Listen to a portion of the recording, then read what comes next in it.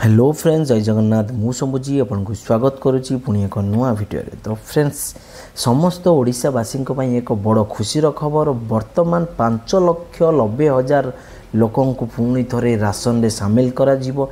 जो माने ration card पाइबा योग्य हिताधिकारी से माने विगत दिन रे बात पड़ते से एक बड़ खुशीर खबर।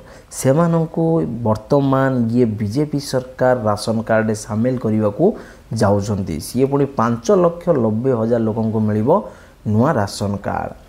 ये नहीं खाद्य जगाण मंत्री आमर कृष्ण चंद्र पात्र कहिसंती कि वर्तमान 5,90,000 हिताधिकारी को मिल नुआ राशन कार्ड। जो माने पाई नांती आवेदन करंतु एवं पोर्टाल वर्तमान खोला अच्छी। ये राशन कार्ड आवेदन पोर्टाल वर्तमान खोला अच्छे। जो माने पाई नांती से माने वर्तमान आवेदन करी राशन कार्ड पाई पारिबे। यह कृष्णचंद्र पात्र खाद्य जोगाण मंत्री कहिसंती। वर्तमान एबे पोर्टालटी खोला रही अछि। आपण माने जदि राशन कार्ड रु वंचित होई अछंती से माने वर्तमान राशन कार्ड आवेदन करी नुआ राशन कार्ड रे शामिल हेई पारिबे। एवं वर्तमान सुधा 25 लाख EKYC करना। 25 लाख राशन कार्ड हिताधिकारी वर्तमान पर्यंत EKYC सामिल हेई नाहांती। से माने वर्तमान राशन कार्ड बाद पड़िबारे। एवं नुआ राशन कार्ड बंटन नहीं सरकार पक्षर शुक्रवार घोषणा करा जाई अछि। योग्य हिताधिकारी को मिलिबो एबे राशन कार्ड। एवं राशन कार्ड रे रंगर परिवर्तन होईछि। जहाँ ग्रीन कलर थला ता हेबे हलदिया रंगर राशन कार्ड आपनको मिलिबो। नुआ राशन कार्ड पाई समस्त जिल्लापाल को निर्देश वर्तमान कृष्णचंद्र पात्र करिसंती। यह सह एप्रिल 22 तारिख सुधा राशन कार्ड प्रस्तुत करने को निर्देश मध्य दिया जाइए। एप्रिल 22 तारिख सुधा आपणकर राशन कार्डटी तैयारी हो एवं एबे राशन कार्ड बंटन पाई कृष्णचंद्र पात्र सार सी मध्य कहिसंती कि एबे 22 तारिख सुधा आपणकर राशन कार्डटी प्रस्तुति हम एवं बंटा जीवो।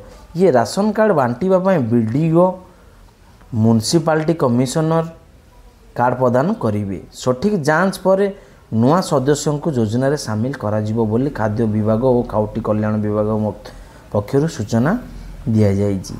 यहाँ जो माने राशन कार्ड पाई नुआ राशन कार्ड पाई आवेदन करिसंती से माने योग्य हिताधिकारी कि नुह ता जांच करा जीवो एवं से माननकु ये राशन कार्ड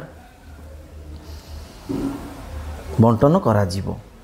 EKYC माध्यम रे योग्य हिताधिकारी को चयन करा जीवो सह अयोग्य हिताधिकारी को बाद कर दिया जीवो। तो फ्रेंड्स, वर्तमान वीडियोटी देखि सारला परे आपण जानि सारिथिबे 5,90,000 नुआ हिताधिकारी को राशन कार्ड मिलिबो।